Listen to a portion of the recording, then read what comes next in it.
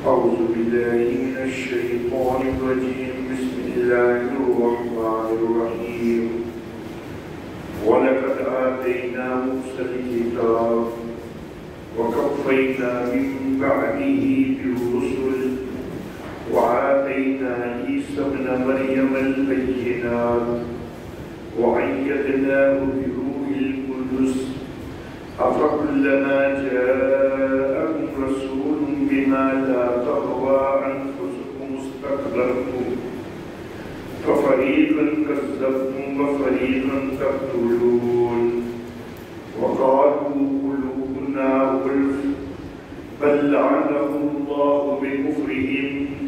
فقليلا ما يؤمنون صدق الله مولانا العلي العظيم وبلغنا نبيه ورسوله الكريم. اور البتہ تحقیق ہم نے موسیٰ علیہ السلام کو کتاب دی ہے اور ان کے بعد ہم نے پیر کر پیر رسول بھیجے اور ہم نے مریم کے بیٹے عیسیٰ کو واضح نشانات دیے اور ہم نے ان کو روح القدس کے ساتھ قوت دی. تو کیا جب کبھی تمہارے پاس کوئی رسول آئے کہ جس کو تمہارے جی نہیں چاہتے تم تکبر کرو گے اس چیز کے ساتھ کہ جس کو تمہارے جی نہیں چاہتے تو تم تکبر کرو گے؟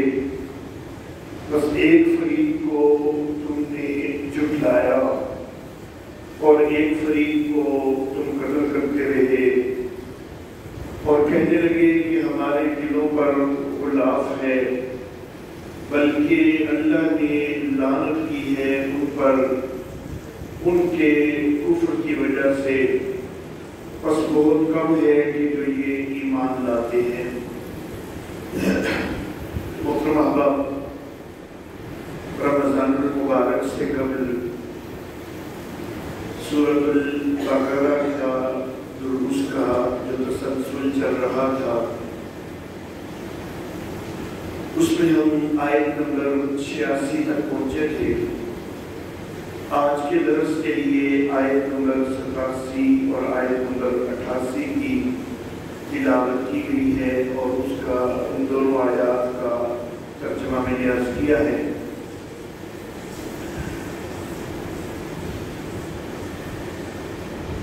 گزشتہ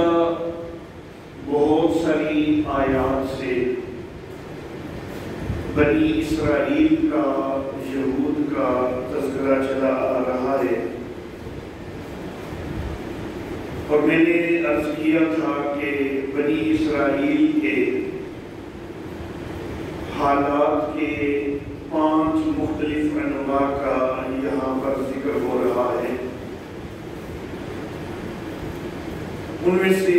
پہلی نوع اس کے اندر بنی اسرائیل کے اوپر ہونے والے 8 انعامات کا تذکرہ ہوا اور اس کے ضمن میں تتمہ میں 2 سزاؤں کا بھی ذکر آیا تھا. اس کے بعد دوسری نوع جو ہے بنی اسرائیل کے حالات کی، اس میں قدیم بنی اسرائیل اسلاف یہود ان کی 4 حکم عدلیوں کا تذکرہ آیا اور اس کے ساتھ تتمہ کے اندر بنی اسرائیل کی 5 جماعتوں کا بھی، 5 گروہوں کا بھی ذکر آیا تھا. اس کے بعد تیسرا نوع جو ہے اس میں نبی اکرم صلی اللہ علیہ وآلہ وسلم کے دور کے جو یہودی ہیں ان کی 2 خرابیوں، 2 خباثتوں کا تذکرہ ہوا. یہ 3 انواع جو ہیں گزشتہ دروس میں ان کا بیان ہو چکا ہے. آج کے درس میں جو 2 آیات مبارکہ تلاوت کی گئی ہیں ان میں چوتھے نوع کا تذکرہ ہے. اس چوتھے نوع میں، چوتھی قسم میں قدیم یہود اسلاف یہود ان کا نبیوں کو جھٹلانا اور نبیوں کو شہید کرنا، اس کا تذکرہ اس نو کے اندر کیا جا رہا ہے، اور اس کے ضمن میں نبی اکرم صلی اللہ علیہ وآلہ وسلم کو شہید کرنے کے یہودیوں کے منصوبے، ان کی طرف بھی اشارہ اس نو کے اندر موجود ہے۔ اللہ رب العزت نے ذکر فرمایا کہ وَلَقَدْ آتَيْنَا مُوسَى الْكِتَابَ، اور البتہ تحقیق ہم نے موسیٰ علیہ السلام کو کتاب دی۔ یہود حضرت موسیٰ علیہ السلام کو تسلیمات کو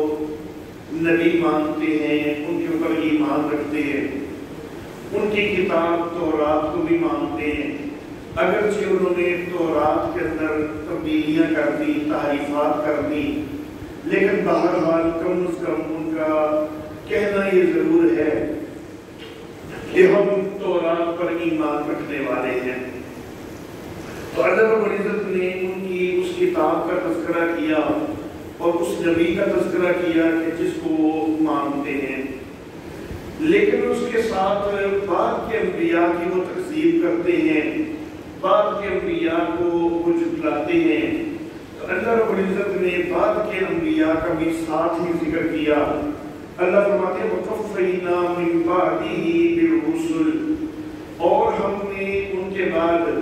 پیر در پیر رسول بھیجے، لگاتار رسول بھیجے۔ بنی اسرائیل کے اندر بڑے سارے رسول آئے، بڑے سارے انبیاء آئے، لیکن بنی اسرائیل کی روش ان کو جھٹلانے کی رہی، ان کی تکذیب کرتے رہے، ان کو جھٹلاتے رہے، حتیٰ کہ بہت سارے انبیاء کرام علیہ السلام ان کو تو ان بدبختوں نے شہید تک بھی کر دیا، جس کا اسی آیت مبارکہ کے اندر ذکر ہے کہ ایک فریق کو تم نے جھٹلایا اور ایک فریق کو تم قتل کرتے رہے۔ ایک روایت کے مطابق کم و بیش 4000 انبیاء کرام بنی اسرائیل کے اندر مبعوث کیے گئے، لیکن بہرحال اس قوم نے یہ زیادتی کی روش جاری رکھی کہ نبیوں کو یہ جھٹلاتے رہے۔ اللہ رب العزت فرماتے ہیں وَآتَيْنَا عِیسَیٰ ابْنَ مَرْیَمَ الْبَیِّنَاتِ، اور ہم نے مریم کے بیٹے عیسیٰ کو نشانات بھی دیے، واضح نشانات بھی عطا کیے۔ موسیٰ علیہ السلام کو تسلیمات، ان کے بعد کے نبیوں کو ان یہود نے جھٹلایا، بنی اسرائیل نے جھٹلایا، تو ان کو جھٹلانے میں ان کے پاس ایک بہانہ تھا کہ یہ حضرت موسیٰ علیہ السلام پر ہم نے ایمان قبول کیا، انہوں نے تو بڑے سارے معجزات دکھائے تھے، سانپ رسی پہنتے، لاٹھی پہنتے تھے، سانپ بن جاتا تھا، کبھی لاٹھی کو سمندر پہ مارا، راستے بن گئے، کبھی لاٹھی کو ایک پتھر پر مارا، اس میں سے 12 چشمے پھوٹ نکلے۔ تو ان کے پاس تو بڑے معجزات تھے، ہاتھ کو بغل کے اندر لے کے جاتے، باہر نکالتے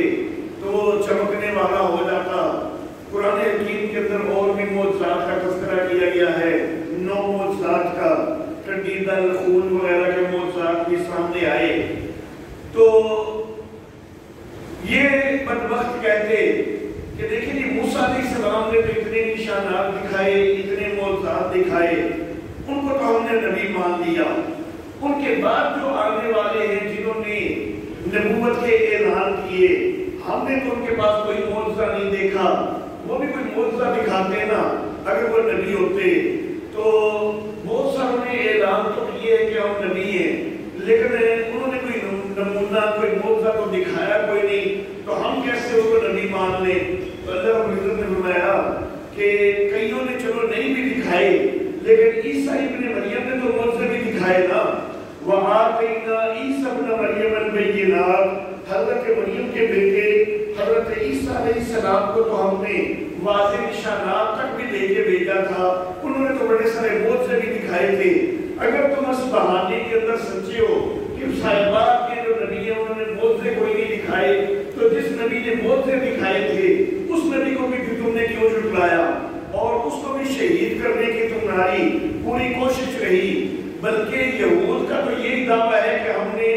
عیسیٰ علیہ السلام کو قتل کر دیا تھا، تو تمہارے اپنے نظریے کے مطابق تو تم نے ان کو بھی جو ہے وہ قتل کر دیا، تو ان کو جھٹلانے کی تمہارے پاس کیا وجہ ہے؟ وہ تو کئی سارے معجزات لے کے آئے تھے، بڑے سارے نشانات لے کے آئے تھے۔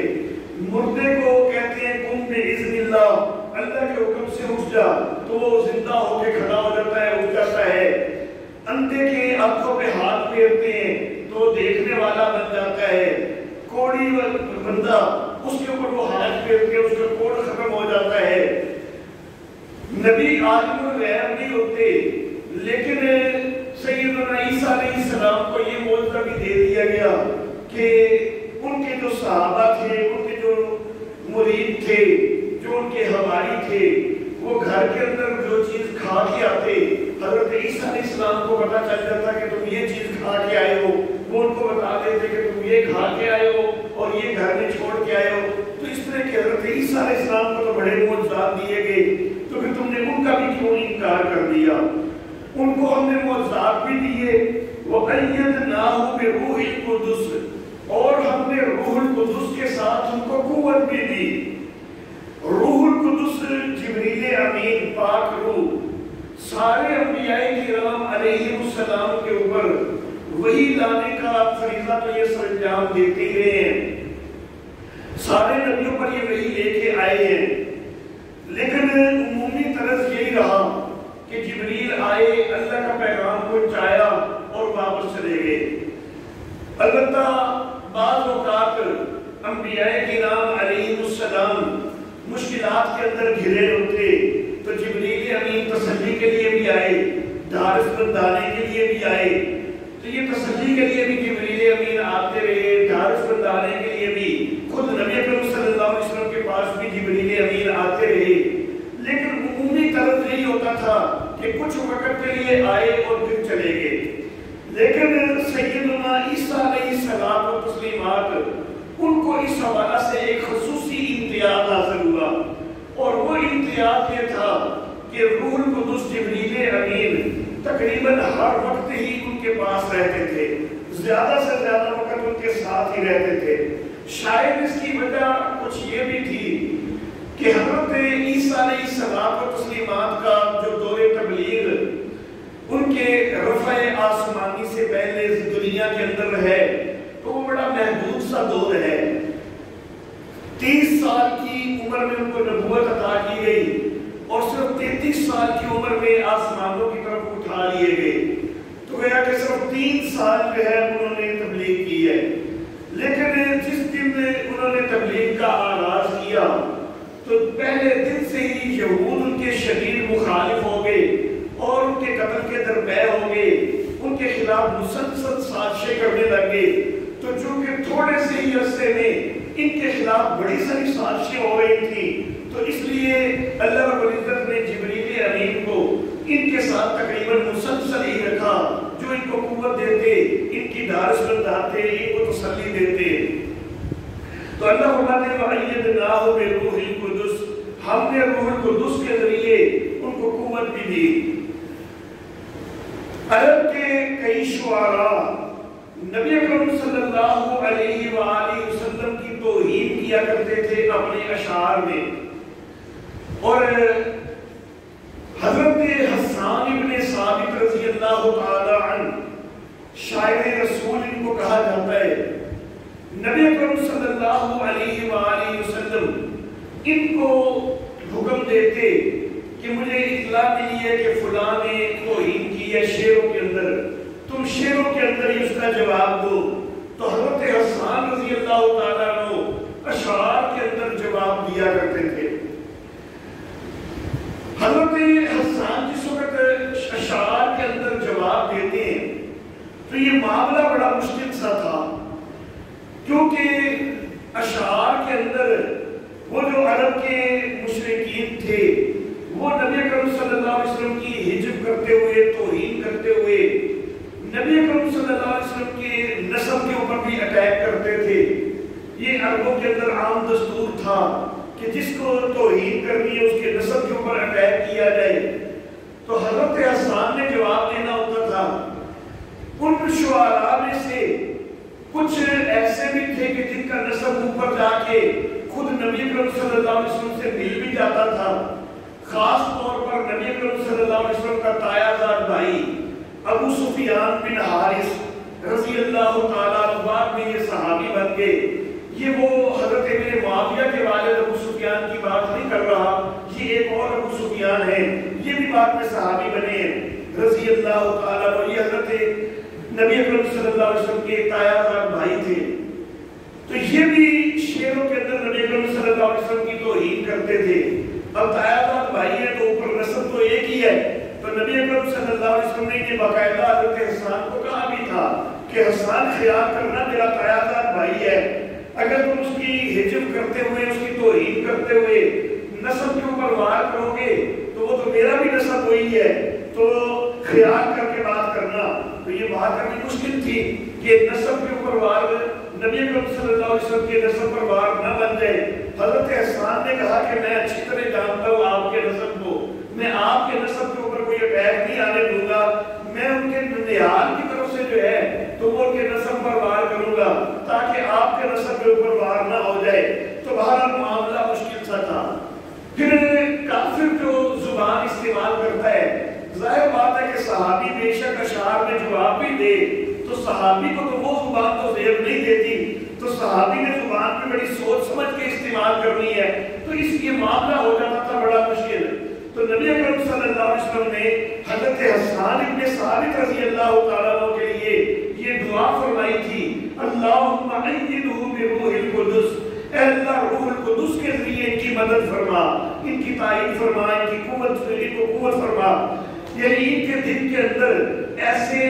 خیالات جو ہیں وہ پیدا ہو، ایسے خیالات کا ان کے دل میں القاء ہو کہ یہ ان کا اچھی طرح جواب بھی دے سکیں، ان کا منہ توڑ جواب دے سکیں، ان کا اچھی طرح منہ بھی بند کر سکیں، لیکن زبان بھی ایسی استعمال کریں کہ میرے نسب کے اوپر کوئی وار بھی نہ بن جائے اور وہ صحابی کی شان کے خلاف بھی نہ ہو وہ زبان.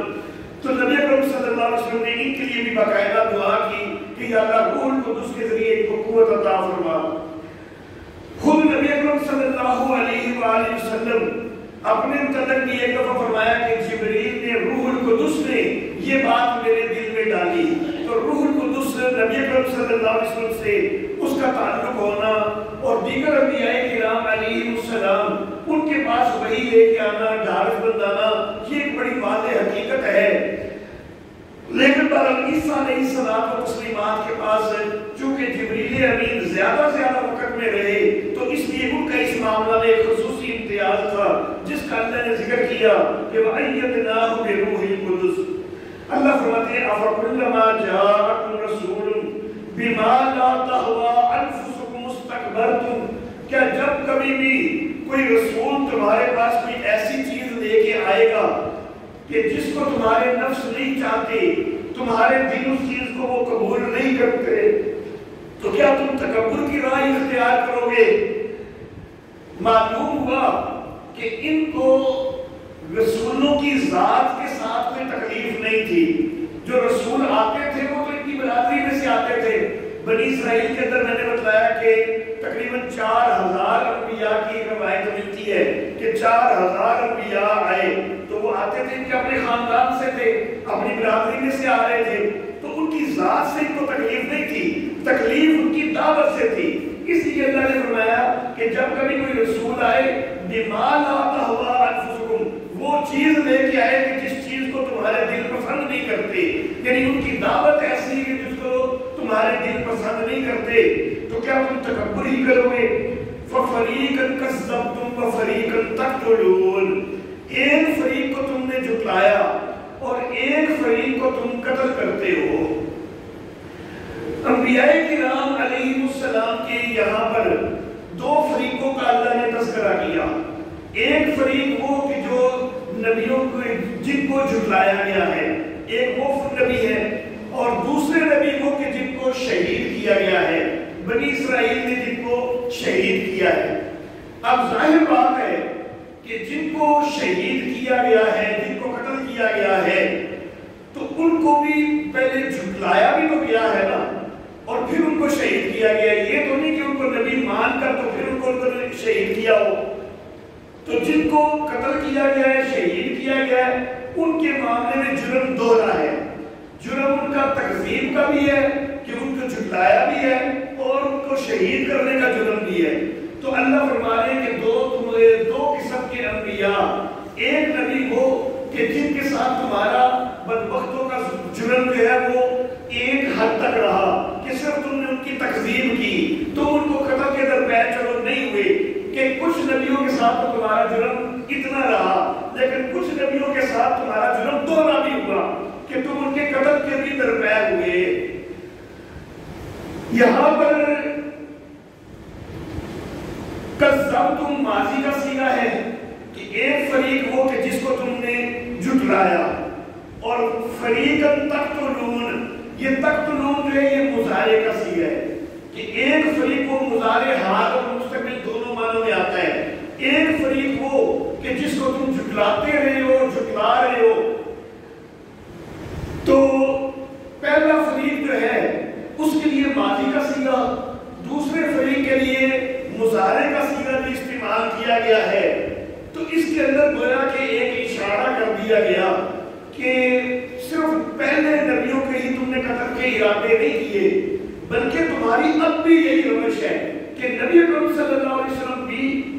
نبیوں کی اس جماعت میں ہیں کہ جس فریق کو تم قتل کرنے کے درپے ہو رہے ہو، نبی اکرم صلی اللہ علیہ وسلم کو بھی تم نے شہید کرنے کے منصوبے بنائے ہیں۔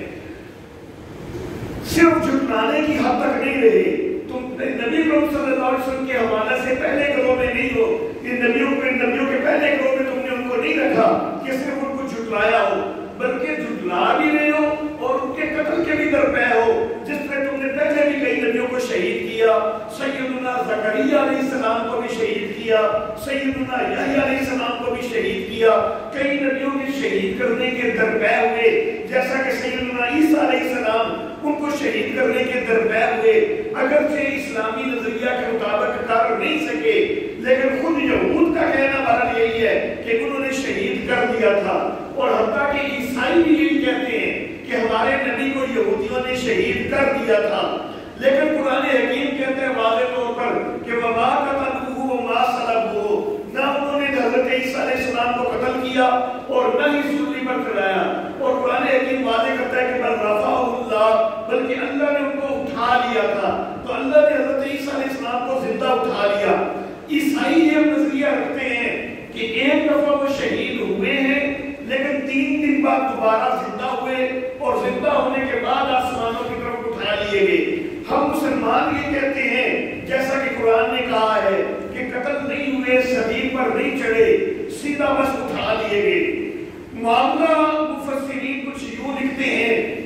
کہ یہودا اسکریوتی نام کا ان کا ایک حواری، تو اس نے بدبختی کی اور اس نے مخبری کر دی حضرت عیسیٰ علیہ السلام کے حوالہ سے۔ یہ یہودی جو قتل کرنے کے درپے ہو رہے تھے، انہوں نے رومی حکمرانوں کو جو ہے وہ الٹی سیدھی پٹیاں بڑھائیں، اور رومی حکمران کو انہوں نے تیار کر لیا تھا کہ حضرت عیسیٰ علیہ السلام کو جو ہے وہ گرفتار کیا جائے اور ان کو صلیب پہ چڑھا دیا جائے۔ تو اس نے اپنی فورس بھیجی تھی، اپنی پولیس بھیجی تھی۔ اب وہ جو فورس تھی، وہ جو پولیس تھی، وہ پہچانتی نہیں تھی حضرت عیسیٰ علیہ السلام کو۔ تو لیکن ایک ہماری یہودا اسکریوتی نے مخبری کر دی ان کو، انہوں کو کہا کہ میں تمہیں لے جاتا ہوں جس جگہ پر وہ بیٹھے ہوئے ہیں، تمہاری پہچان کے لیے میں اشارہ کر دوں گا اس بندے کی طرف جو حضرت عیسیٰ علیہ السلام ہے، تو تم اس کو پکڑ لینا۔ تو جس وقت یہ یہودا اسکریوتی اس فورس کو لے کے آیا جہاں پر حضرت عیسیٰ علیہ السلام اپنے دیگر حواریوں کے ساتھ بیٹھے ہوئے تھے، تو یہ لے کے آیا، اس نے اشارہ کر دیا حضرت عیسیٰ علیہ السلام کی طرف۔ ان لوگوں نے حضرت عیسیٰ علیہ السلام کو دیکھا اور ذہن میں ان کا نقشہ جو ہے وہ بن گیا، لیکن اس کے بعد ایک ہلچل کی کیفیت بن گئی۔ جو مخلص حواری تھے،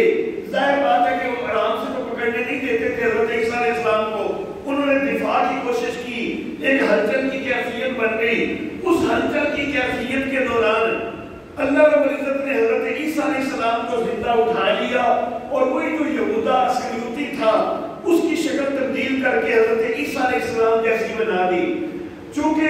یہ پہلے سے تو کوئی دیکھنے والے تھے نہیں، پہچاننے والے تھے کوئی نہیں. اسی وقت انہوں نے ایک دفعہ دیکھا تھا، انہوں نے اسی یہودا اسکریوتی کی شکل چونکہ بدل کے حضرت عیسیٰ جیسی ہو چکی تھی تو اسی کو پکڑ لیا انہوں نے. وہ واضح دیتا رہا، کہتے رہا کہ میں نہیں ہوں، میں تو یہودا ہوں. لیکن اب اس کی کون سننے والا تھا؟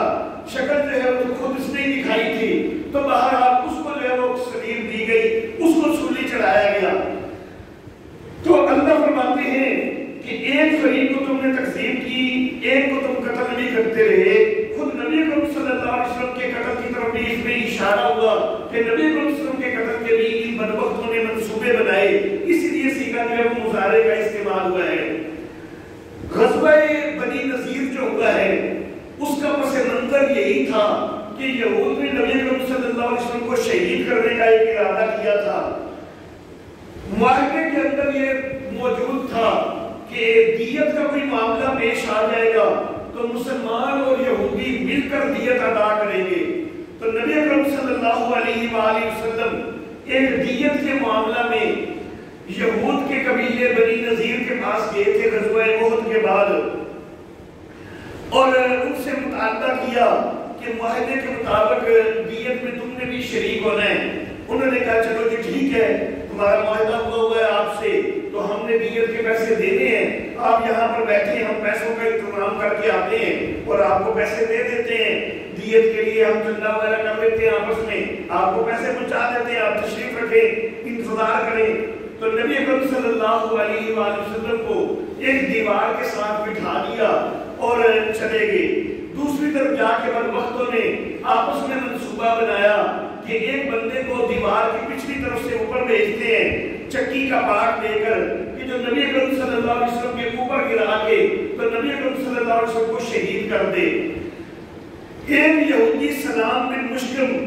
اس نے باقاعدہ یہودیوں سے کہا بھی کہ یہ کام نہ کرو، ان کو اللہ نے وحی کے ذریعے بتا دینا ہے اور پھر تمہاری خیر کوئی نہیں ہونی. تو اس سے بڑا واضح معلوم ہوتا ہے کہ ان کو 100% یقین تھا کہ نبی اکرم صلی اللہ علیہ وسلم واقعی اللہ کے نبی ہیں، ان کے اوپر وحی نازل ہوتی ہے. لیکن اس کے باوجود صرف اس وجہ سے وہ مانتے نہیں تھے کہ یہ نبی جو ہے یہ بنی اسماعیل میں سے کیوں آیا ہے، یہ بنی اسرائیل میں سے کیوں نہیں آیا.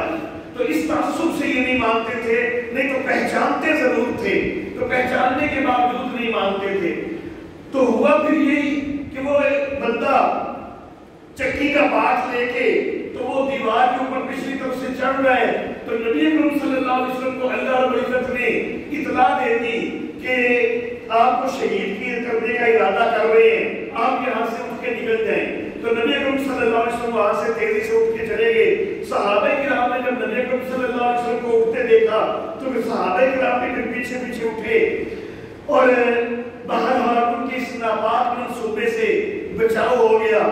نبی اکرم صلی اللہ علیہ وسلم نے پھر جا کے ان کو پیغام بھیج دیا کہ تم نے چونکہ اس طرح مجھے شہید کرنے کا منصوبہ بنایا ہے تو اب تمہیں یہاں پر برداشت نہیں کیا جا سکتا. تم نے معاہدہ توڑا ہے اور مجھے شہید کرنے کی کوشش کی ہے، تم علاقہ چھوڑ کے چلے جاؤ. ایک دفعہ یہ علاقہ چھوڑ کے جانے کے لیے تیار بھی ہو گئے. لیکن عبداللہ بن ابی منافق اس نے جا کے ان کو کہا کہ بنو قریظہ کے یہود بھی موجود ہیں، وہ بھی تمہاری مدد کریں گے، میرے پاس بھی کئی سوار موجود ہیں جو تمہاری مدد کریں گے، بنو غطفان بھی تمہارے دوست ہیں، وہ بھی تمہاری مدد کریں گے، تمہیں علاقہ چھوڑ کے جانے کی کیا ضرورت ہے، تم یہیں پہ ٹکے رہو.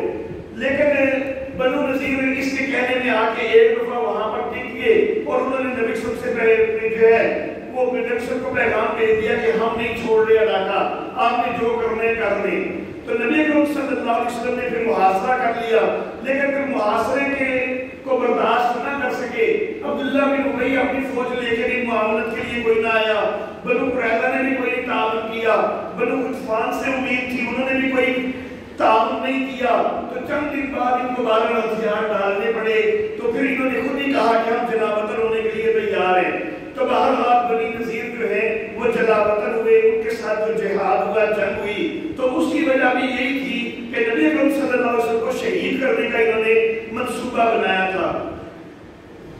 یہودیہ عورت سلام بن مشکم کی بیوی زینب بنت حارث جو کہ مشہور پہلوان مرحب کی بھتیجی ہے، جس مرحب کو غزوہ خیبر میں حضرت علی رضی اللہ تعالیٰ نے جہنم واصل کیا تھا، تو اس زینب بنت حارث نے غزوہ خیبر کے بعد نبی اکرم صلی اللہ علیہ وآلہ وسلم کو زہر بھی دیا تھا، گوشت کے اندر زہر ملایا ہوا تھا۔ نبی اکرم صلی اللہ علیہ وسلم اور صحابہ کرام جب اس کو کھانے لگے تو بوٹی جو ہے وہ منہ کے اندر نبی صلی اللہ علیہ وسلم نے رکھ لی تھی، تو بوٹی میں سے آواز آ گئی کہ مجھے نہ کھائیے، میرے اندر اس میں زہر بھرا ہے، زہر بٹ میں ڈالا ہوا ہے۔ نبی اکرم صلی اللہ علیہ وسلم نے خود اپنے منہ سے بھی نکال دی اور صحابہ کرام کو بھی جلدی سے حکم دے دیا کہ کوئی اس گوشت کو نہ کھائے، یہ زہر آلود ہے۔ ایک صحابی حضرت بشر بن برا بن معرور رضی اللہ تعالیٰ عنہ، وہ ایک بوٹی کھا چکے ہوئے تھے، تو وہ اس زہر کی وجہ سے شہید بھی ہو گئے۔ نبی اکرم صلی اللہ علیہ وسلم منہ کے اندر صرف رکھ چکے تھے، کھایا نہیں تھا، لیکن اس کے باوجود بھی وہ اتنا خطرناک زہر تھا کہ اس کے اثر سے نبی اکرم صلی اللہ علیہ وسلم کی طبیعت بھی انتہائی پریشان ہوئی، اور آپ کو اس زہر کی وجہ سے اس کے بعد ہر سال پچھنے لگوانے پڑے، ہر سال پچھنے لگوا کے خون نکلواتے، کیونکہ وہ زہر جو ہے وہ ہر سال جو ہے وہ اپنا اثر جو ہے وہ دکھاتا اور وہ جوش مارتا، پھر نبی اکرم صلی اللہ علیہ وسلم کو پچھنے لگوانے پڑتے، حتیٰ کہ جس سال نبی اکرم صلی اللہ علیہ وسلم کی وفات ہوئی ہے تو وفات کے قریب بھی نبی اکرم صلی اللہ علیہ وسلم نے فرمایا تھا کہ وہ جو سلام بن مشکم کی بیوی نے مجھے زہر دیا تھا، مجھے آج بھی یوں لگتا ہے کہ جیسے وہ میری رگوں کو کاٹ رہا ہو۔ تو بہرحال ان بدبختوں نے نبی اکرم صلی اللہ علیہ وسلم کو شہید کرنے کے بھی منصوبے بنائے، اس کا بھی اللہ نے اشارہ کیا ہے۔ وَقَالُوا قُلُوبُنَا غُلْفٌ، اور کہنے لگے کہ ہمارے دلوں میں تو غلاف چڑھا ہوا ہے۔ نبیوں کی تکذیب کی، نبیوں کو جھٹلایا، کرتوت اتنے بڑے ہیں، اتنے بدبختانہ ہیں کہ نبیوں کو شہید تک بھی کیا، لیکن اوپر سے ایمان والے ایسے بنتے ہیں، اوپر سے دعوے یہ کرتے ہیں کہ یہ ہم تو ایسے ہیں کہ اللہ نے ہمارے دلوں کے اندر کوٹ کوٹ کے ایمان بھر کے اوپر غلاف چڑھا دیے ہوئے ہیں کہ ان غلافوں کی وجہ سے ہمارے دلوں کے اندر اب کفر کبھی آ ہی نہیں سکتا، ہم تو پکے پکے جو ہے وہ ایمان والے ہیں۔ تو یہ اس طرح کے انہوں نے دعوے کیے، اور اسی دعوے کی آڑ میں یہ بھی کہتے کہ جو موسیٰ علیہ السلام کے بعد کئی اور دعوے کرتے رہے نا، تو وہ تو معاذ اللہ کفر کے دعوے کرتے رہے، ان کو ہم نے اسی لیے تو نہیں مانا کہ وہ تو کفر کی تبلیغ کرتے تھے، وہ کوئی ایمان کی تبلیغ تھوڑا کرتے تھے، ایمان کی تبلیغ کرتے ہوتے تو ایمان تو پہلے ہمارے اندر بھرا ہوا ہے، تو وہ کفر چونکہ وہ ہمیں سکھاتے تھے اور ہمارے دلوں پہ اللہ نے غلاف چڑھایا ہوا ہے، اس لیے ان کا کفر ہمارے دلوں میں نہیں آ سکا۔ اللہ فرماتے ہیں کہ نہیں، ان کا وہ تو ایمان سکھاتے تھے، تمہارا حال یہ ہے کہ بل لعنہم اللہ بکفرہم، بلکہ اللہ نے لعنت کی ان کے اوپر ان کے کفر کی وجہ سے، کوئی ایمان بھر کے غلاف نہیں چڑھا دیے، بلکہ تمہارے اندر کفر بھرا ہوا ہے، اور اس کفر کی وجہ سے اللہ کی لعنت ہوئی ہے تمہارے اوپر اللہ کی پھٹکار آئی ہوئی ہے، لعنت آئی ہوئی ہے، اس لیے تم نہیں مانتے ہو۔ وہ نبی جو ہیں وہ تو ایمان کی طرف دعوت دے رہے تھے، تم جو ہے ان کو جھٹلاتے رہے، ان کو شہید کرتے رہے، یہ تمہارے اوپر اللہ کی لعنت ہے۔ فَقَلِيلًا مَا يُؤْمِنُونَ، بہت کم ہے کہ جو یہ ایمان لاتے ہیں۔ عیسائی بڑے سارے ملتے ہیں کہ جو ایمان کی طرف آ گئے، لیکن یہود کی تاریخ دیکھیے کہ کوئی اکا دکا بندہ کبھی ہے کہ جو اسلام میں داخل ہوا ہو، کہ جس نے ایمان قبول کیا ہو، حالانکہ نبی اکرم صلی اللہ علیہ وسلم کو اچھی طرح پہچانتے ہیں، آج تک بھی پہچانتے ہیں۔ سن 2000 عیسوی سے غرقت کے درختوں کی بہت زیادہ کاشت کرنا، وہ اس کا واضح ثبوت ہے کہ یہ نبی اکرم صلی اللہ علیہ وسلم کو آج تک بھی پہچانتے ہیں کہ آپ سچے نبی ہیں، کیونکہ آپ کی حدیث کی وجہ سے یہ غرقت کے درختوں کو کاشت کرتے ہیں کہ نبی اکرم صلی اللہ علیہ وسلم کے فرمان کے مطابق غرقت کا درخت ان کو بنا دے گا جب حضرت عیسیٰ علیہ السلام آئیں گے، باقی کسی درخت کے پیچھے یا پتھر کے پیچھے چھپیں گے تو وہ بول کے کہہ دے گا کہ یہ میرے پیچھے یہودی چھپا ہوا ہے، اس کو قتل کر دو، تو غرقت کا درخت ان کو بنا دے گا۔ یہودیوں کا کئی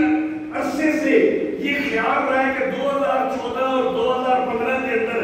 4 سرخ چاند گرہن لگنے تھے جو کہ لگ چکے ہوئے ہیں. تو یہود کا صدیوں سے یہ نظریہ رہا ہے کہ جس وقت سرخ چاند گرہن ہوتا ہے تو ہمیں ایک دفعہ عروج حاصل ہوتا ہے. تو جب 4 سرخ چاند گرہن اکٹھے آئیں گے تو ہمیں بڑا عروج حاصل ہوگا اور وہ ہمارا مسیحا آئے گا. یہ دجال کو اپنا مسیحا کہتے ہیں.